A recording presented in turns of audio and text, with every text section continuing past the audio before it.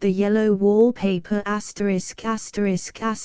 The Yellow Wallpaper by Charlotte Perkins Gilman. It is very seldom that mere ordinary people like John and myself secure ancestral halls for the summer. A colonial mansion, a hereditary estate, I would say a haunted house, and reach the height of romantic felicity, but that would be asking too much of fate. Still, I will proudly declare that there is something queer about it. Else, why should it be let so cheaply? And why have stood so long untenanted? John laughs at me, of course, but one expects that in marriage. John is practical in the extreme. He has no patience with faith, an intense horror of superstition, and he scoffs openly at any talk of things not to be felt and seen and put down in figures. John is a physician, and perhaps, I would not say it to a living soul, of course, but this is dead paper and a great relief to my mind. Perhaps that is one reason I do not get well faster. You see, he does not believe I am sick. And what can one do? If a physician of high standing, and one's own husband, assures friends and relatives that there is really nothing the matter with one but temporary nervous depression, a slight hysterical tendency, what is one to do? My brother is also a physician, and also of high standing, and he says the same thing. So I take phosphates or phosphites, whichever it is, and tonics, and journeys, and air, and exercise, and am absolutely forbidden to work until I am well again. Personally, I disagree with their ideas. Personally, I believe that congenial work, with excitement and change, would do me good. But what is one to do? I did write for a while in spite of them, but it does exhaust me a good deal, having to be so sly about it, or else meet with heavy opposition.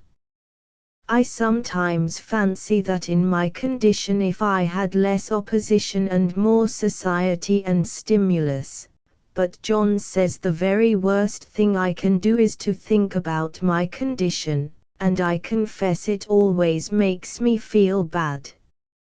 So I will let it alone and talk about the house. The most beautiful place.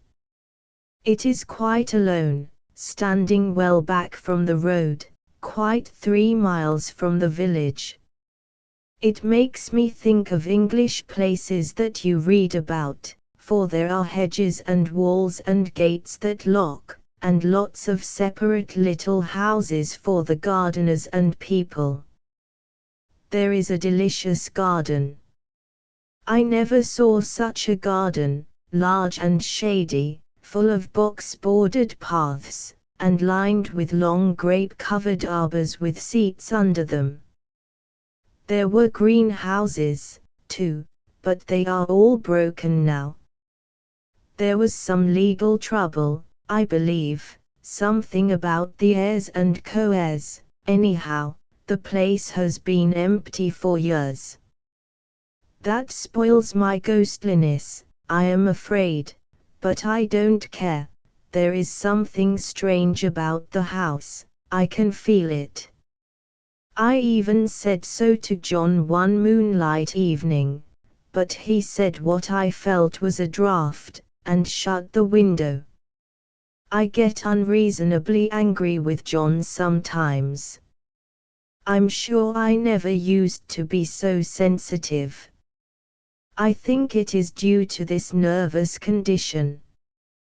But John says if I feel so I shall neglect proper self-control. So I take pains to control myself, before him, at least, and that makes me very tired. I don't like our room a bit. I wanted one downstairs that opened on the piazza and had roses all over the window, and such pretty old-fashioned chintz hangings. But John would not hear of it. He said there was only one window and not room for 2 beds, and no near room for him if he took another. He is very careful and loving, and hardly lets me stir without special direction. I have a schedule prescription for each hour in the day. He takes all care from me, and so I feel basely ungrateful not to value it more. He said we came here solely on my account, that I was to have perfect rest and all the air I could get. Your exercise depends on your strength, my dear, said he, and your food somewhat on your appetite, but air you can absorb all the time. So we took the nursery, at the top of the house. It is a big, airy room, the whole floor nearly, with windows that look all ways, and air and sunshine galore.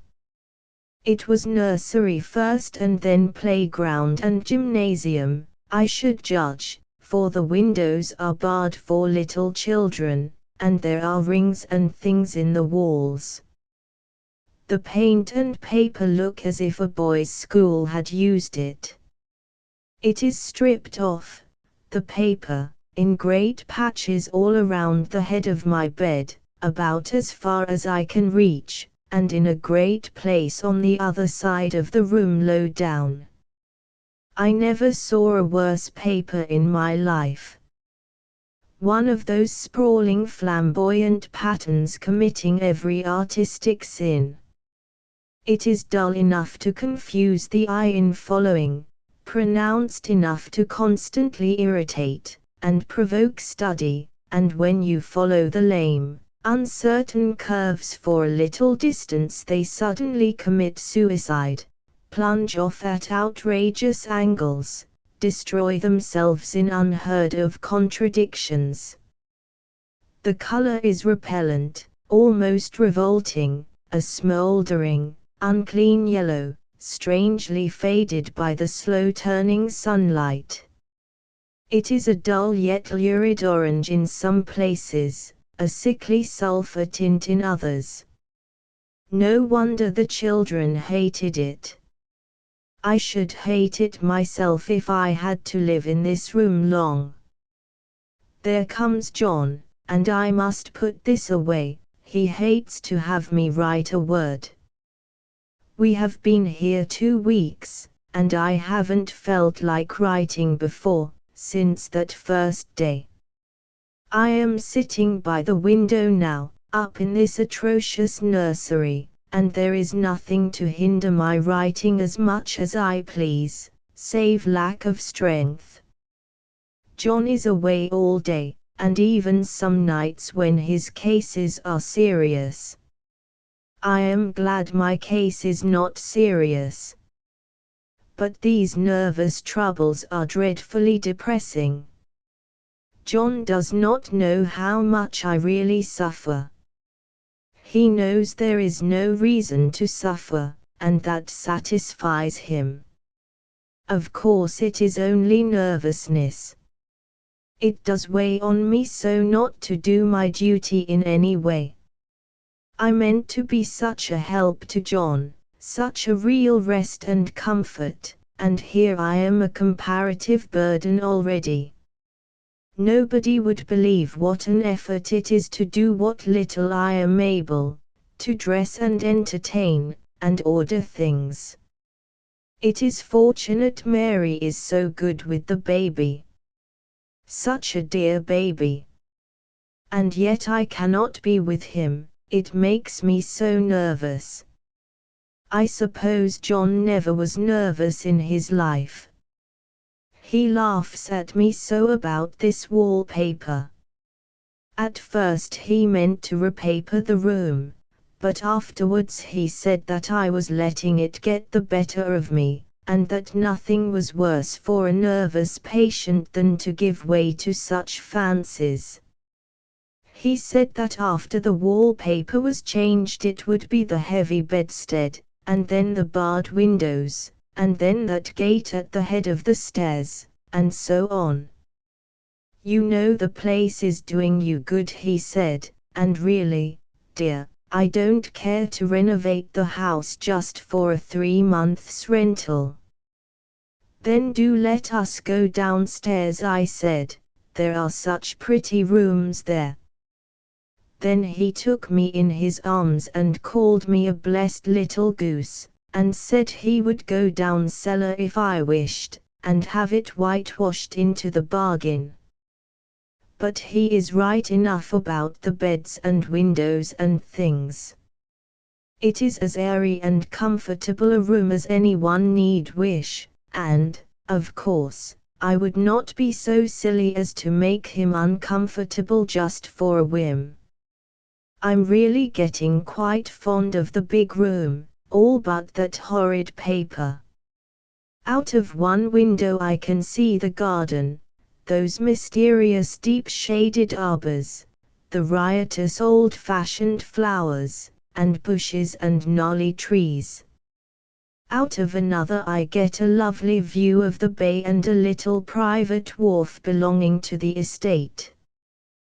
There is a beautiful shaded lane that runs down there from the house. I always fancy I see people walking in these numerous paths and arbors, but John has cautioned me not to give way to fancy in the least. He says that with my imaginative power and habit of story-making, a nervous weakness like mine is sure to lead to all manner of excited fancies, and that I ought to use my will and good sense to check the tendency. So I try. I think sometimes that if I were only well enough to write a little it would relieve the press of ideas and rest me. But I find I get pretty tired when I try. It is so discouraging not to have any advice and companionship about my work. When I get really well, John says we will ask Cousin Henry and Julia down for a long visit, but he says he would as soon put fireworks in my pillowcase as to let me have those stimulating people about now. I wish I could get well faster. But I must not think about that. This paper looks to me as if it knew what a vicious influence it had. There is a recurrent spot where the pattern lolls like a broken neck and two bulbous eyes stare at you upside down. I get positively angry with the impertinence of it and the everlastingness. Up and down and sideways they crawl, and those absurd, unblinking eyes are everywhere. There is one place where two breadths didn't match, and the eyes go all up and down the line, one a little higher than the other. I never saw so much expression in an inanimate thing before, and we all know how much expression they have. I used to lie awake as a child and get more entertainment and terror out of blank walls and plain furniture than most children could find in a toy store. I remember what a kindly wink the knobs of our big old bureau used to have, and there was one chair that always seemed like a strong friend. I used to feel that if any of the other things looked too fierce I could always hop into that chair and be safe. The furniture in this room is no worse than inharmonious, however, for we had to bring it all from downstairs. I suppose when this was used as a playroom they had to take the nursery things out, and no wonder. I never saw such ravages as the children have made here. The wallpaper, as I said before, is torn off in spots, and it sticketh closer than a brother. They must have had perseverance as well as hatred. Then the floor is scratched and gouged and splintered, The plaster itself is dug out here and there, and this great heavy bed, which is all we found in the room, looks as if it had been through the wars. But I don't mind it a bit, only the paper. There comes John's sister. Such a dear girl as she is, and so careful of me. I must not let her find me writing. She is a perfect and enthusiastic housekeeper, and hopes for no better profession. I verily believe she thinks it is the writing which made me sick. But I can write when she is out, and see her a long way off from these windows. There is one that commands the road, a lovely, shaded, winding road, and one that just looks off over the country. A lovely country, too, full of great elms and velvet meadows. This wallpaper has a kind of sub-pattern in a different shade, a particularly irritating one, for you can only see it in certain lights, and not clearly then. But in the places where it isn't faded, and where the sun is just so, I can see a strange, provoking, formless sort of figure, that seems to sulk about behind that silly and conspicuous front design. There's sister on the stairs. Well, the 4th of July is over. The people are gone and I am tired out.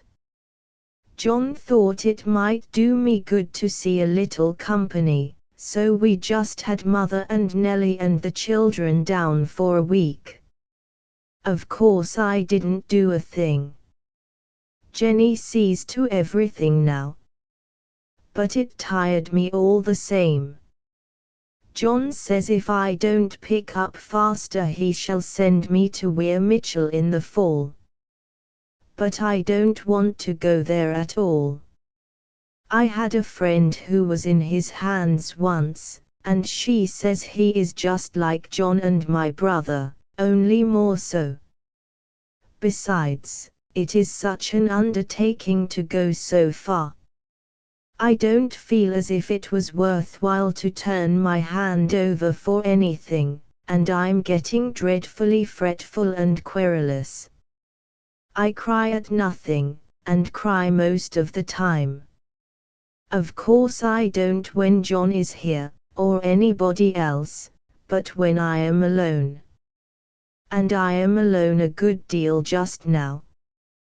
John is kept in town very often by serious cases, and Jenny is good and lets me alone when I want her to. So I walk a little in the garden or down that lovely lane, sit on the porch under the roses, and lie down up here a good deal. I'm getting really fond of the room in spite of the wallpaper. Perhaps because of the wallpaper. It dwells in my mind so. I lie here on this great immovable bed, it is nailed down, I believe, and follow that pattern about by the hour. It is as good as gymnastics, I assure you.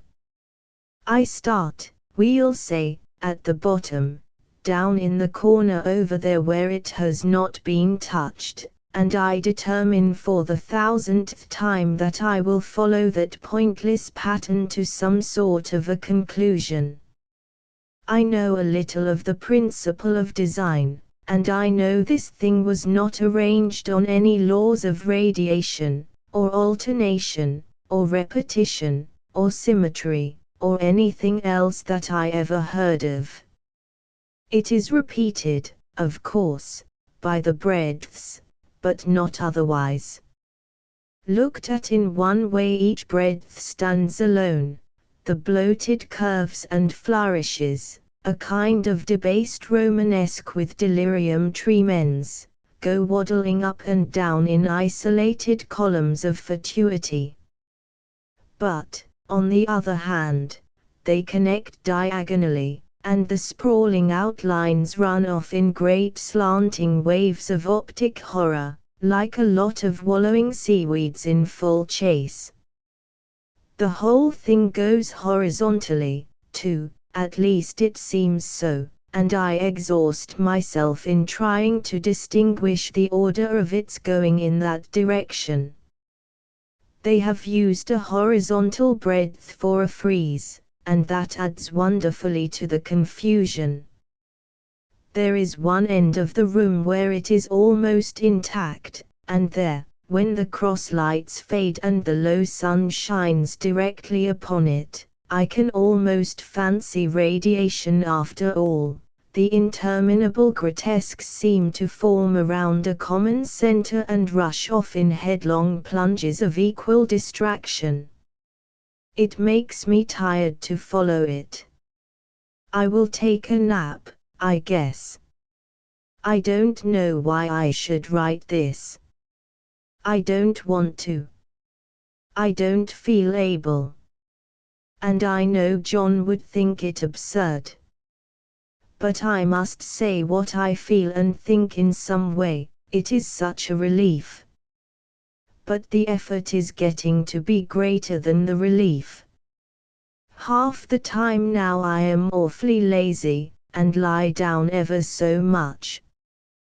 John says I mustn't lose my strength, and has me take cod liver oil and lots of tonics and things, to say nothing of ale and wine and rare meat. Dear John. He loves me very dearly, and hates to have me sick. I tried to have a real earnest reasonable talk with him the other day, and tell him how I wish he would let me go and make a visit to Cousin Henry and Julia. But he said I wasn't able to go, nor able to stand it after I got there, and I did not make out a very good case for myself, for I was crying before I had finished. It is getting to be a great effort for me to think straight. Just this nervous weakness, I suppose. And dear John gathered me up in his arms, and just carried me upstairs and laid me on the bed, and sat by me and read to me till it tired my head.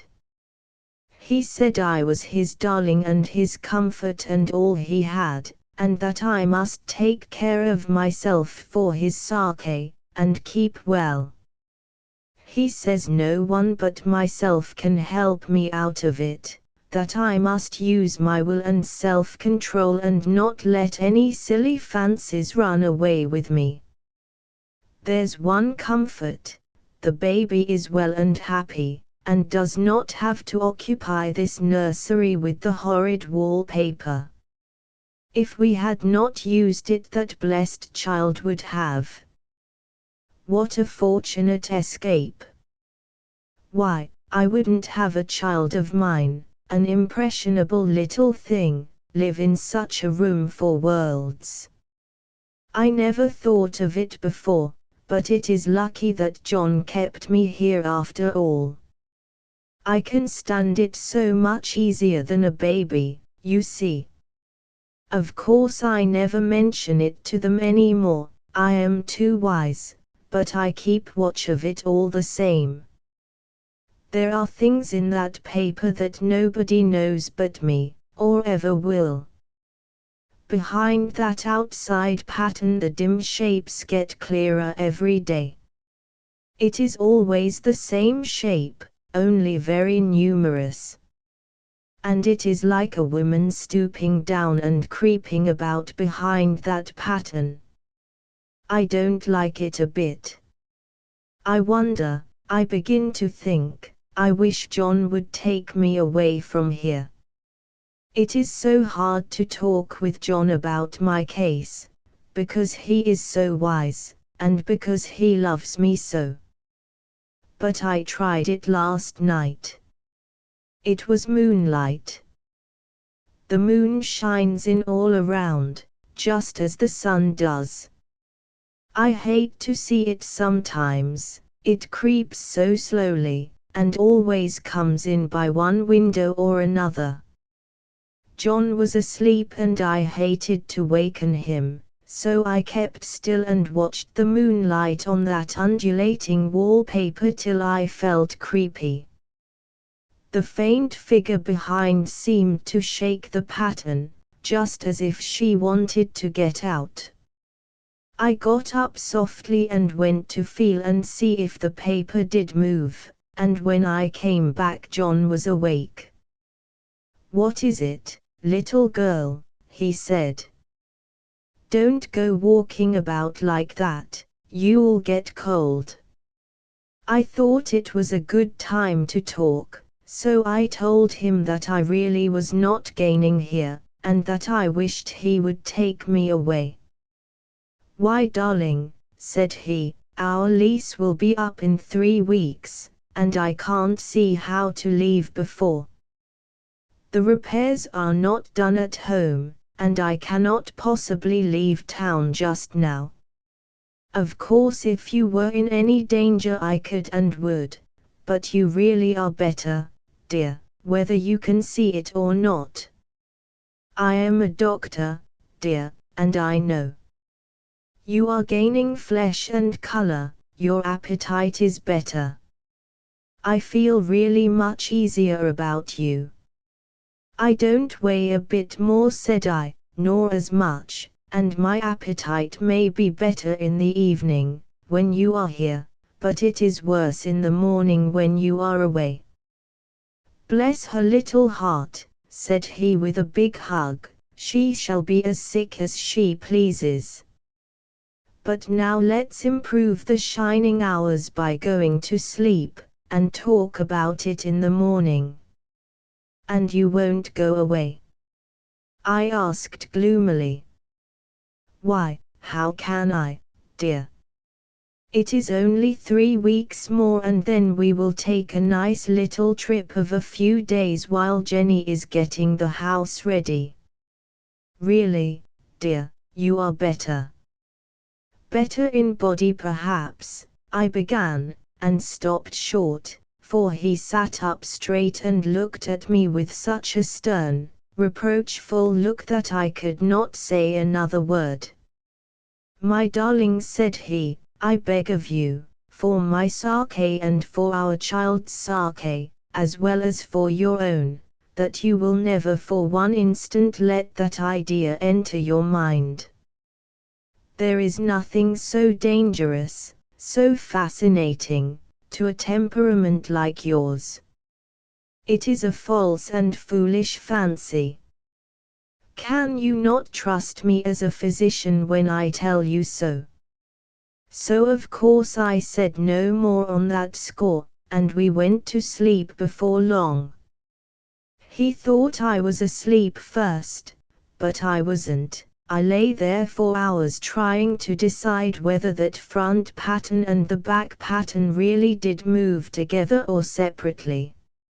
On a pattern like this, by daylight, there is a lack of sequence, a defiance of law, that is a constant irritant to a normal mind. The color is hideous enough, and unreliable enough, and infuriating enough, but the pattern is torturing. You think you have mastered it, but just as you get well under way in following, it turns a back somersault and there you are. It slaps you in the face, knocks you down, and tramples upon you. It is like a bad dream. The outside pattern is a florid arabesque, reminding one of a fungus. If you can imagine a toadstool in joints, an interminable string of toadstools, budding and sprouting in endless convolutions, why, that is something like it. That is, sometimes. There is one marked peculiarity about this paper, a thing nobody seems to notice but myself, and that is that it changes as the light changes. When the sun shoots in through the east window, I always watch for that first long, straight ray, It changes so quickly that I never can quite believe it. That is why I watch it always. By moonlight, the moon shines in all night when there is a moon, I wouldn't know it was the same paper. At night in any kind of light, in twilight, candlelight, lamplight, and worst of all by moonlight, it becomes bars. The outside pattern I mean, and the woman behind it is as plain as can be. I didn't realize for a long time what the thing was that showed behind, that dim sub-pattern, but now I am quite sure it is a woman. By daylight she is subdued, quiet. I fancy it is the pattern that keeps her so still. It is so puzzling. It keeps me quiet by the hour. I lie down ever so much now. John says it is good for me, and to sleep all I can. Indeed, he started the habit by making me lie down for an hour after each meal. It is a very bad habit, I am convinced, for, you see, I don't sleep. And that cultivates deceit, for I don't tell them I'm awake, oh, no. The fact is, I am getting a little afraid of John. He seems very queer sometimes, and even Jenny has an inexplicable look. It strikes me occasionally, just as a scientific hypothesis, that perhaps it is the paper. I have watched John when he did not know I was looking, and come into the room suddenly on the most innocent excuses, and I've caught him several times looking at the paper. And Jenny too. I caught Jenny with her hand on it once. She didn't know I was in the room, and when I asked her in a very quiet voice, with the most restrained manner possible, what she was doing with the paper, she turned around as if she had been caught stealing, and looked quite angry, asked me why I should frighten her so. Then she said that the paper stained everything it touched, that she had found yellow smooches on all my clothes and John's, and she wished we would be more careful. Did not that sound innocent? But I know she was studying that pattern, and I am determined that nobody shall find it out but myself. Life is very much more exciting now than it used to be. You see, I have something more to expect, to look forward to watch. I really do eat better, and am more quiet than I was. John is so pleased to see me improve. He laughed a little the other day, and said I seemed to be flourishing in spite of my wallpaper. I turned it off with a laugh. I had no intention of telling him it was because of the wallpaper, he would make fun of me. He might even want to take me away. I don't want to leave now until I have found it out. There is a week more, and I think that will be enough. I'm feeling ever so much better. I don't sleep much at night, for it is so interesting to watch developments, but I sleep a good deal in the daytime. In the daytime it is tiresome and perplexing. There are always new shoots on the fungus, and new shades of yellow all over it. I cannot keep count of them, though I have tried conscientiously. It is the strangest yellow, that wallpaper. It makes me think of all the yellow things I ever saw, not beautiful ones like buttercups, but old foul, bad yellow things. But there is something else about that paper, the smell. I noticed it the moment we came into the room, but with so much air and sun it was not bad. Now we have had a week of fog and rain, and whether the windows are open or not, the smell is here. It creeps all over the house. I find it hovering in the dining room, skulking in the parlor, hiding in the hall, lying in wait for me on the stairs. It gets into my hair. Even when I go to ride, if I turn my head suddenly and surprise it, there is that smell. Such a peculiar odor, too. I have spent hours in trying to analyze it, to find what it smelled like. It is not bad, at first, and very gentle, but quite the subtlest, most enduring odor I ever met. In this damp weather it is awful. I wake up in the night and find it hanging over me. It used to disturb me at first. I thought seriously of burning the house, to reach the smell.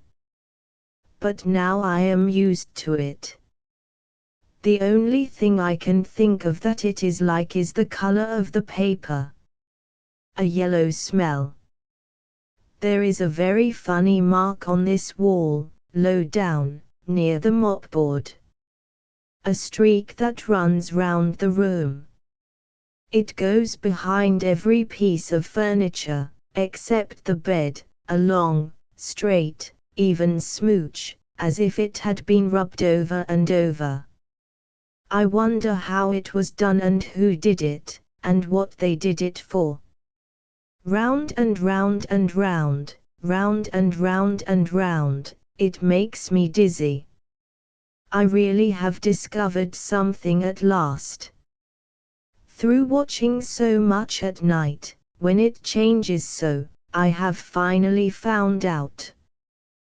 The front pattern does move, and no wonder. The woman behind shakes it. Sometimes I think there are a great many women behind, and sometimes only one, and she crawls around fast, and her crawling shakes it all over.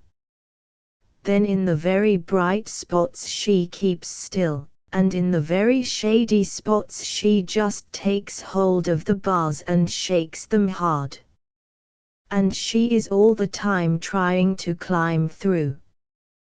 But nobody could climb through that pattern, it strangles so. I think that is why it has so many heads. They get through, and then the pattern strangles them off and turns them upside down, and makes their eyes white. If those heads were covered or taken off it would not be half so bad. I think that woman gets out in the daytime. And I'll tell you why. Privately, I've seen her. I can see her out of every one of my windows. It is the same woman, I know, for she is always creeping, and most women do not creep by daylight.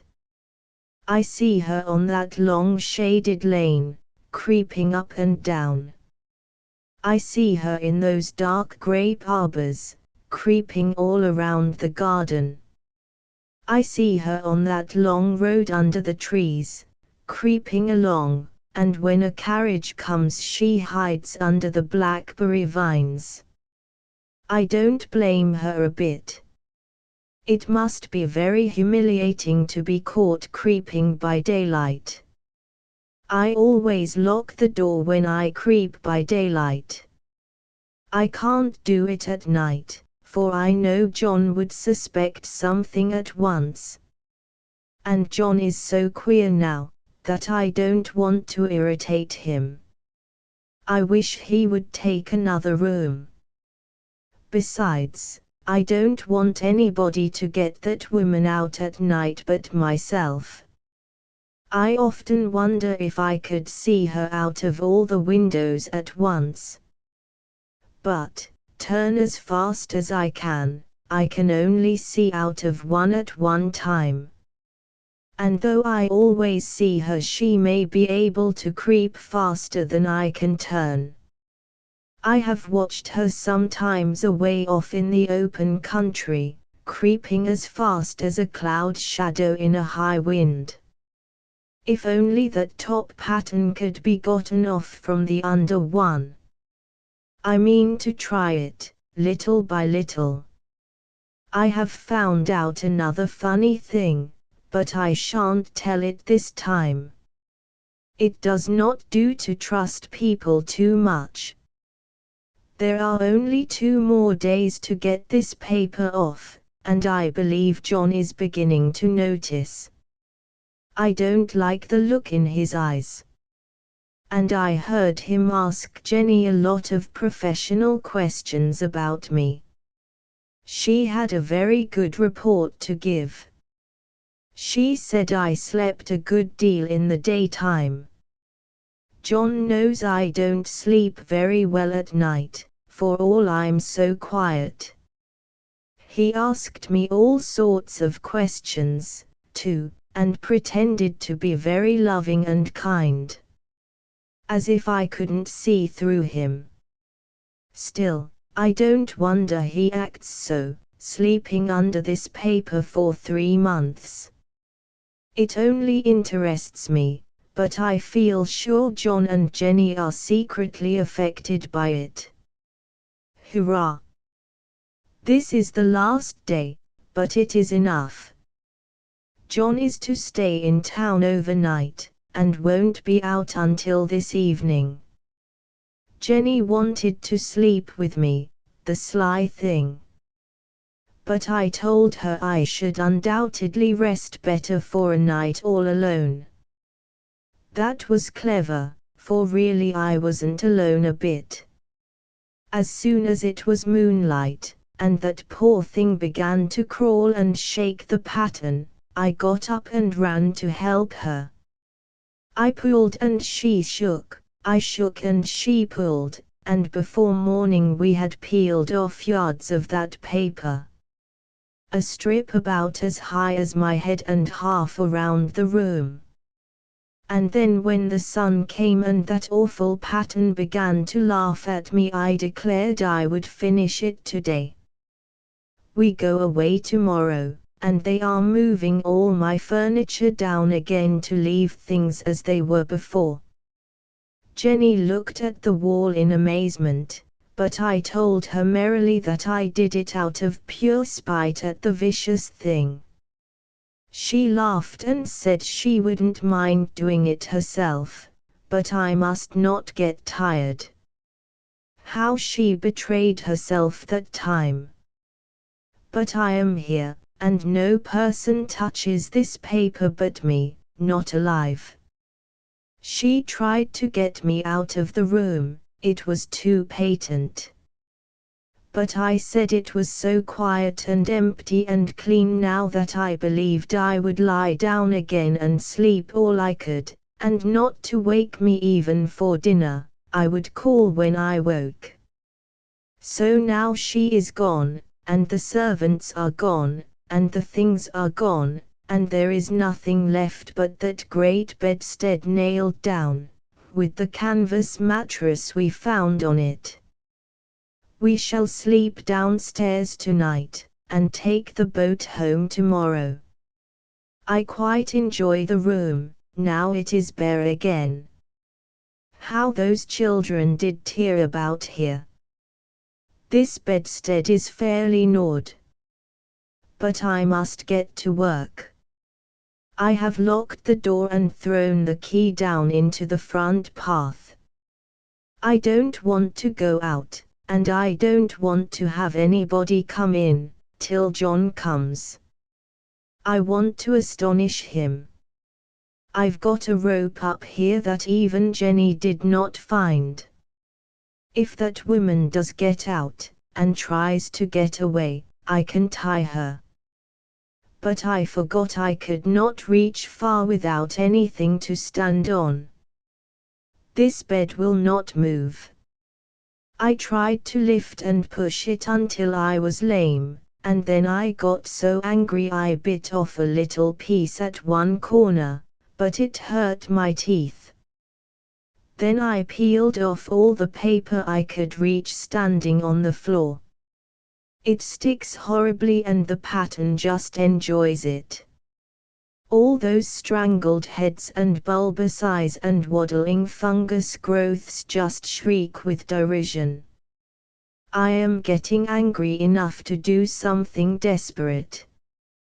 To jump out of the window would be admirable exercise, but the bars are too strong even to try. Besides, I wouldn't do it. Of course not. I know well enough that a step like that is improper and might be misconstrued. I don't like to look out of the windows even. There are so many of those creeping women, and they creep so fast. I wonder if they all come out of that wallpaper as I did. But I am securely fastened now by my well-hidden rope. You don't get me out in the road there.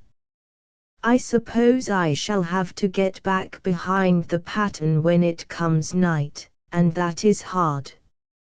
It is so pleasant to be out in this great room and creep around as I please. I don't want to go outside. I won't, even if Jenny asks me to. For outside you have to creep on the ground, and everything is green instead of yellow. But here I can creep smoothly on the floor, and my shoulder just fits in that long smooch around the wall, so I cannot lose my way. Why, there's John at the door. It is no use, young man, you can't open it. How he does call and pound. Now he's crying for an axe. It would be a shame to break down that beautiful door. John dear, said I in the gentlest voice, the key is down by the front steps, under a plantain leaf. That silenced him for a few moments. Then he said, very quietly indeed, open the door, my darling. I can't, said I, the key is down by the front door under a plantain leaf. And then I said it again, several times, very gently and slowly, and said it so often that he had to go and see, and he got it, of course, and came in. He stopped short by the door. What is the matter? He cried. For God's sake, what are you doing? I kept on creeping just the same, but I looked at him over my shoulder. I've got out at last, said I, in spite of you and Jane. And I've pulled off most of the paper, so you can't put me back. Now why should that man have fainted? But he did, and right across my path by the wall, so that I had to creep over him every time. Asterisk asterisk asterisk end of the Project Gutenberg ebook. The yellow wallpaper asterisk asterisk asterisk updated editions will replace the previous one, the old editions will be renamed.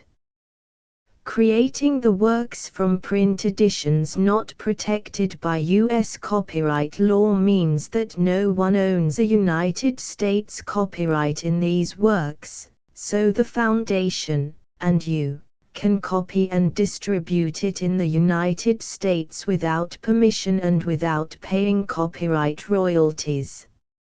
Special rules, set forth in the general terms of use part of this license, apply to copying and distributing Project Gutenberg trademark symbol electronic works to protect the Project Gutenberg trademark symbol concept and trademark.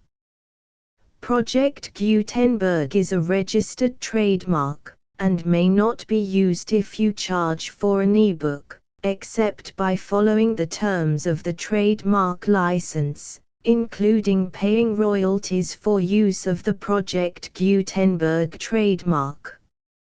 If you do not charge anything for copies of this ebook, complying with the trademark license is very easy. You may use this ebook for nearly any purpose, such as creation of derivative works, reports, performances and research.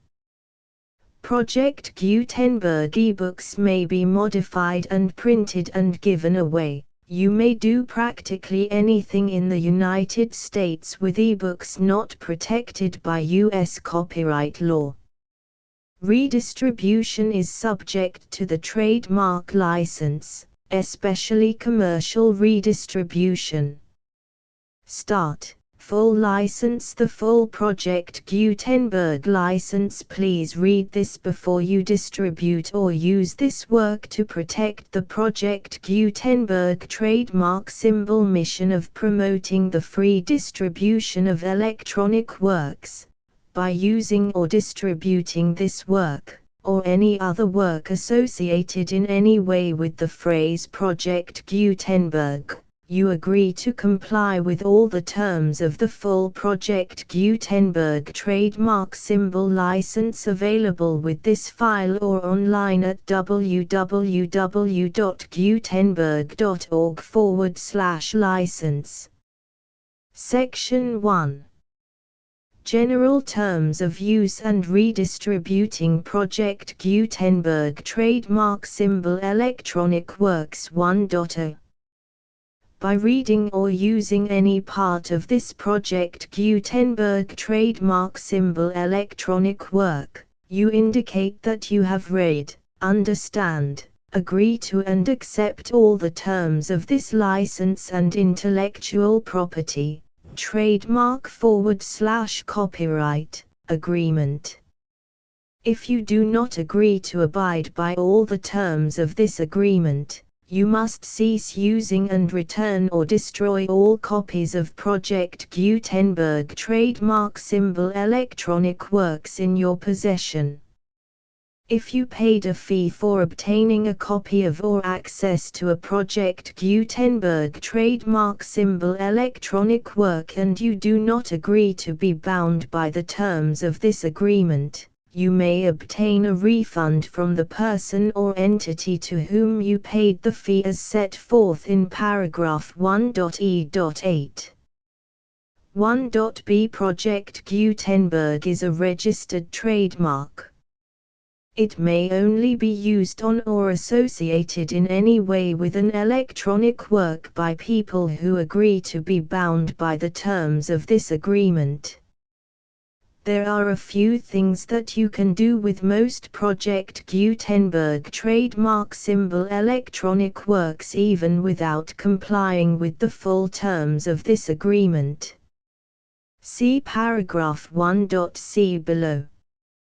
There are a lot of things you can do with Project Gutenberg trademark symbol electronic works if you follow the terms of this agreement and help preserve free future access to Project Gutenberg trademark symbol electronic works. See paragraph 1.e below. 1.c. The Project Gutenberg Literary Archive Foundation, the Foundation or PGLAF, owns a compilation copyright in the collection of Project Gutenberg trademark symbol electronic works. Nearly all the individual works in the collection are in the public domain in the United States.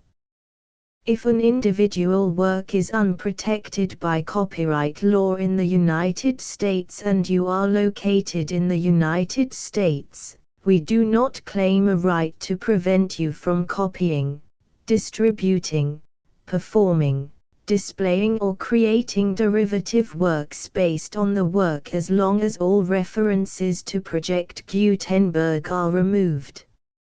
Of course, We hope that you will support the Project Gutenberg trademark symbol mission of promoting free access to electronic works by freely sharing Project Gutenberg trademark symbol works in compliance with the terms of this agreement for keeping the Project Gutenberg trademark symbol name associated with the work.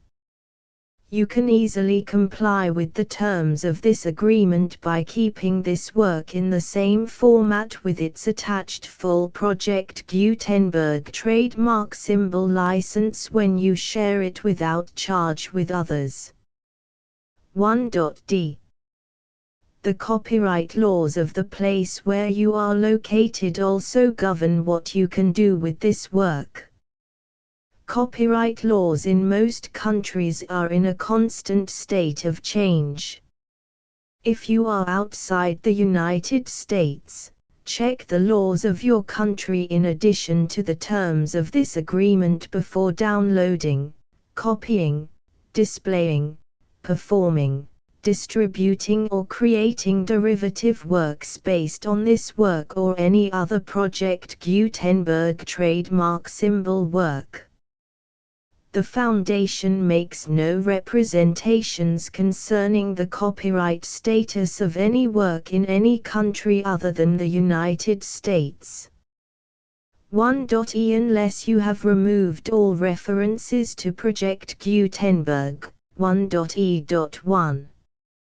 The following sentence, with active links to, or other immediate access to, the full Project Gutenberg trademark symbol license must appear prominently whenever any copy of a Project Gutenberg trademark symbol work, any work on which the phrase Project Gutenberg appears, or with which the phrase Project Gutenberg is associated, is accessed, displayed, performed, viewed, copied or distributed. This ebook is for the use of anyone anywhere in the United States and most other parts of the world at no cost and with almost no restrictions whatsoever. You may copy it, give it away or reuse it under the terms of the Project Gutenberg license included with this ebook or online at www.gutenberg.org. If you are not located in the United States, you will have to check the laws of the country where you are located before using this ebook. 1.e.2. If an individual Project Gutenberg trademark symbol electronic work is derived from texts not protected by U.S. copyright law, does not contain a notice indicating that it is posted with permission of the copyright holder, the work can be copied and distributed to anyone in the United States without paying any fees or charges. If you are redistributing or providing access to a work with the phrase Project Gutenberg associated with or appearing on the work, you must comply either with the requirements of paragraphs 1.e.1 through 1.e.7 or obtain permission for the use of the work and the Project Gutenberg trademark symbol trademark as set forth in paragraphs 1.e.8 or 1.e.9. 1.e.3. If an individual Project Gutenberg trademark symbol electronic work is posted with the permission of the copyright holder, your use and distribution must comply with both paragraphs 1.e.1 through 1.e.7 and any additional terms imposed by the copyright holder. Additional terms will be linked to the Project Gutenberg trademark symbol license for all works posted with the permission of the copyright holder found at the beginning of this work. 1.e.4. Do not unlink or detach or remove the full Project Gutenberg trademark symbol license terms from this work, or any files containing a part of this work or any other work associated with Project Gutenberg trademark symbol. 1.e.5. Do not copy, display, perform, distribute or redistribute this electronic work, or any part of this electronic work, without prominently displaying the sentence set forth in paragraph 1.e.1 with active links or immediate access to the full terms of the Project Gutenberg trademark symbol license. 1.e.6. You may convert to and distribute this work in any binary, compressed, marked up, non-proprietary or proprietary form, including any word processing or hypertext form.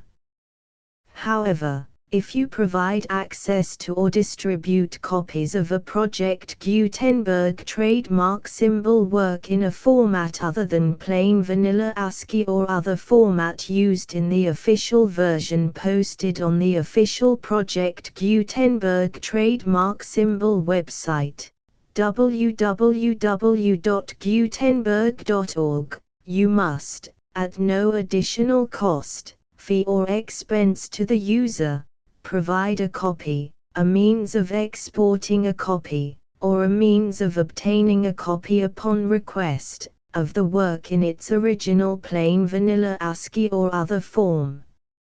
Any alternate format must include the full Project Gutenberg trademark symbol license as specified in paragraph 1.e.1.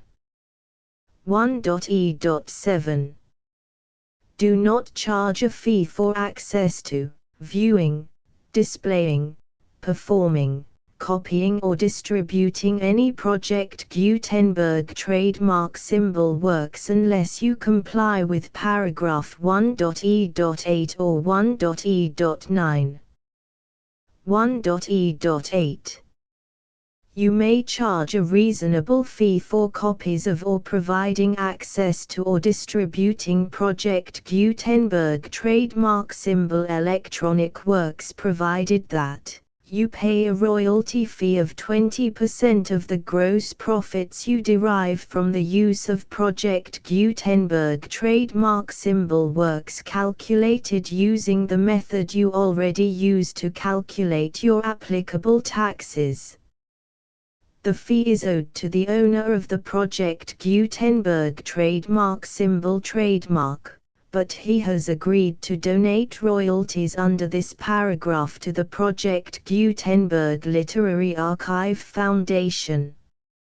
Royalty payments must be paid within 60 days following each date on which you prepare, or are legally required to prepare, your periodic tax returns. Royalty payments should be clearly marked as such and sent to the Project Gutenberg Literary Archive Foundation at the address specified in Section 4, Information about donations to the Project Gutenberg Literary Archive Foundation. You provide a full refund of any money paid by a user who notifies you in writing, or by email, within 30 days of receipt that he does not agree to the terms of the full Project Gutenberg trademark symbol license. You must require such a user to return or destroy all copies of the works possessed in a physical medium and discontinue all use of and all access to other copies of Project Gutenberg trademark symbol works.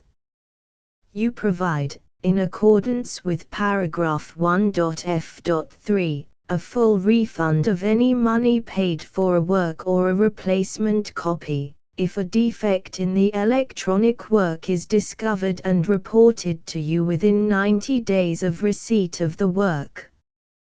You comply with all other terms of this agreement for free distribution of Project Gutenberg trademark symbol works. 1.e.9. If you wish to charge a fee or distribute a Project Gutenberg trademark symbol electronic work or group of works on different terms than are set forth in this agreement, you must obtain permission in writing from the Project Gutenberg Literary Archive Foundation, the manager of the Project Gutenberg trademark symbol trademark. Contact the Foundation as set forth in Section 3 below.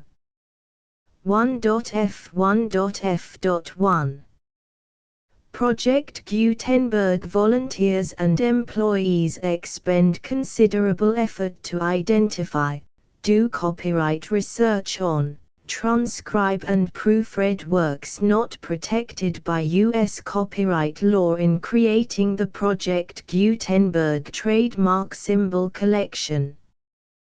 Despite these efforts, Project Gutenberg trademark symbol electronic works, and the medium on which they may be stored, may contain defects such as, but not limited to, incomplete, inaccurate or corrupt data, transcription errors, a copyright or other intellectual property infringement, a defective or damaged disk or other medium, a computer virus, or computer codes that damage or cannot be read by your equipment.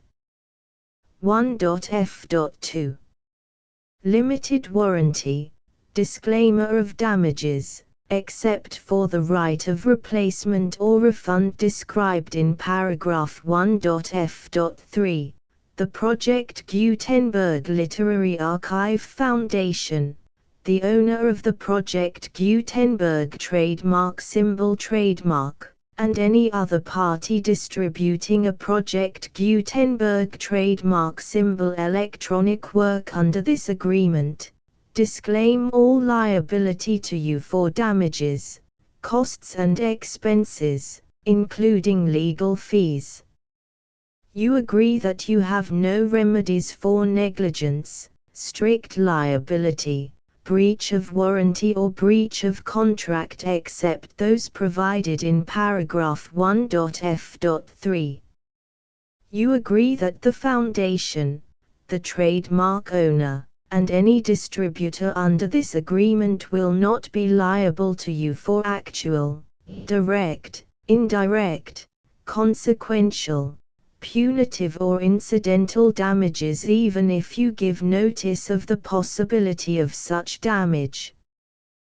1.f.3 Limited right of replacement or refund. If you discover a defect in this electronic work within 90 days of receiving it, you can receive a refund of the money, if any, you paid for it by sending a written explanation to the person you received the work from. If you received the work on a physical medium, you must return the medium with your written explanation.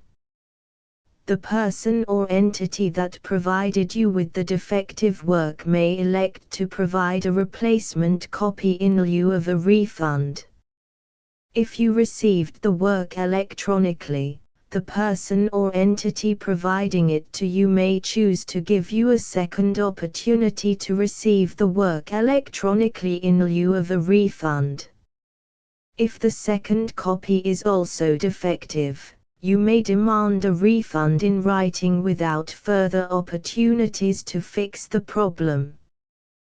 1.f.4 Except for the limited right of replacement or refund set forth in paragraph 1.f.3, this work is provided to you as is, with no other warranties of any kind, express or implied, including but not limited to warranties of merchantability or fitness for any purpose. 1.f.5 Some states do not allow disclaimers of certain implied warranties or the exclusion or limitation of certain types of damages. If any disclaimer or limitation set forth in this agreement violates the law of the state applicable to this agreement, the agreement shall be interpreted to make the maximum disclaimer or limitation permitted by the applicable state law. The invalidity or unenforceability of any provision of this agreement shall not void the remaining provisions.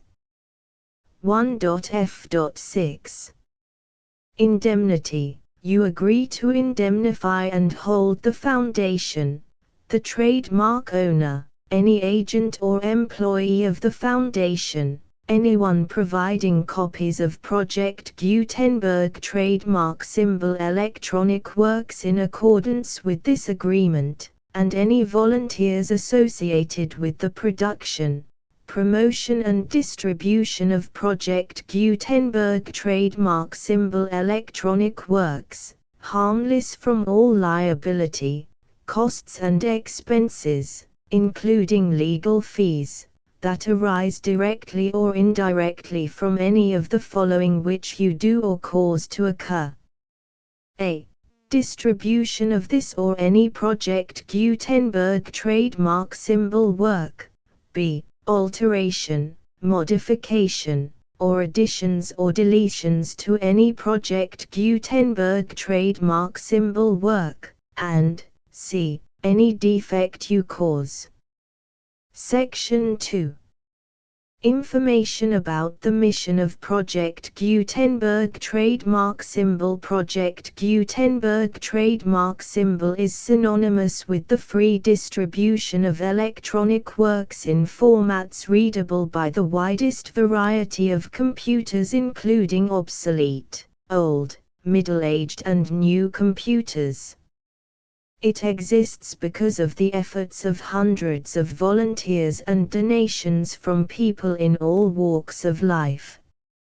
Volunteers and financial support to provide volunteers with the assistance they need are critical to reaching Project Gutenberg trademark symbol's goals and ensuring that the Project Gutenberg trademark symbol collection will remain freely available for generations to come.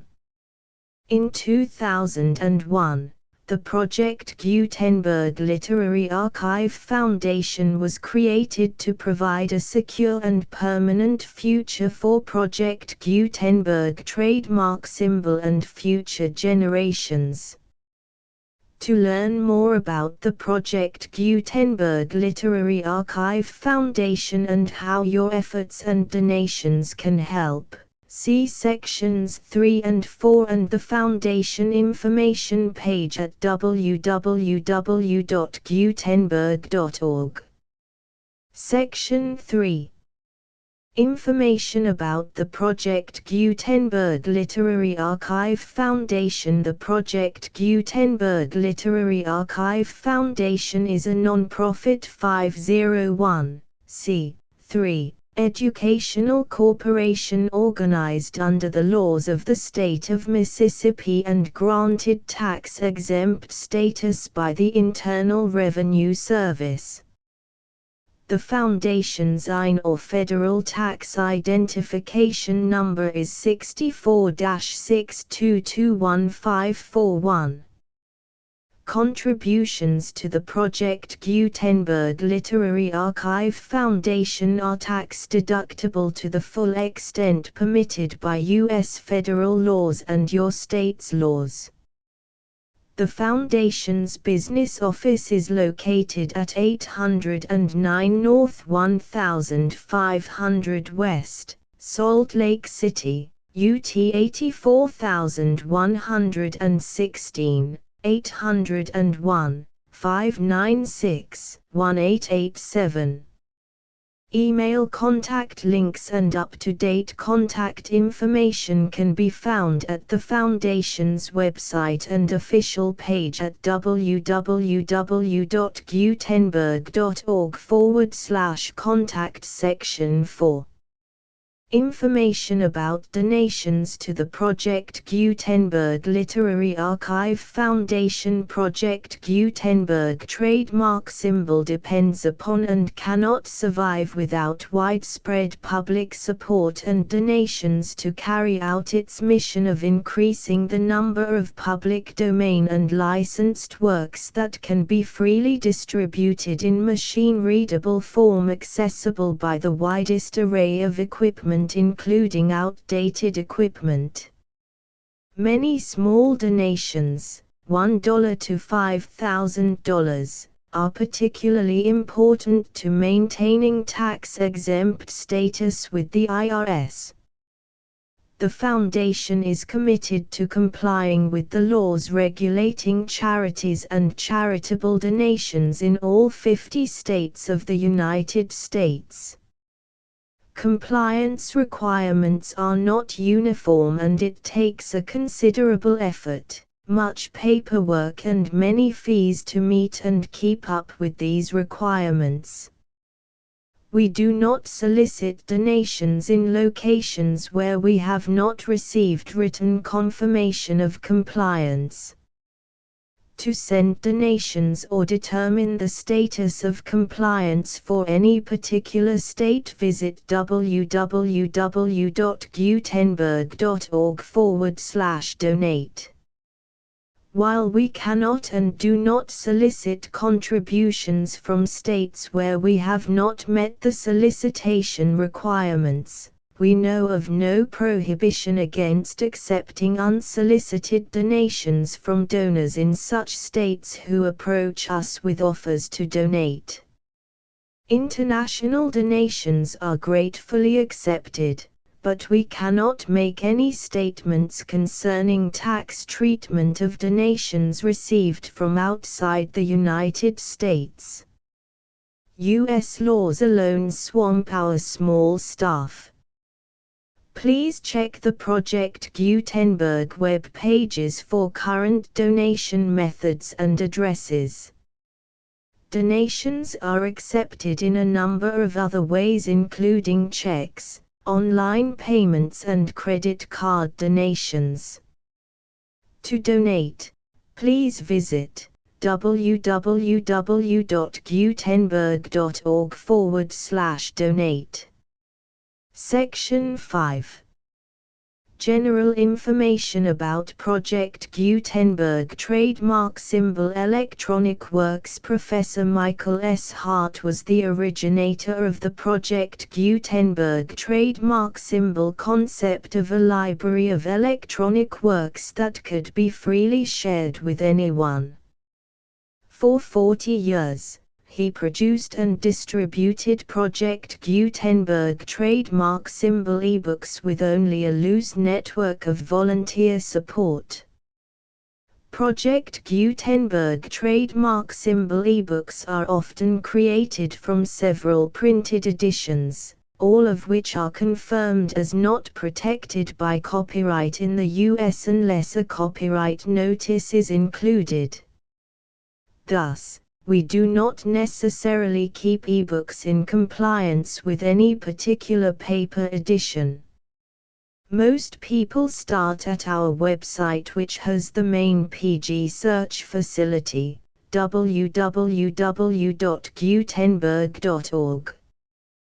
This website includes information about Project Gutenberg trademark symbol, including how to make donations to the Project Gutenberg Literary Archive Foundation, how to help produce our new ebooks, and how to subscribe to our email newsletter to hear about new ebooks.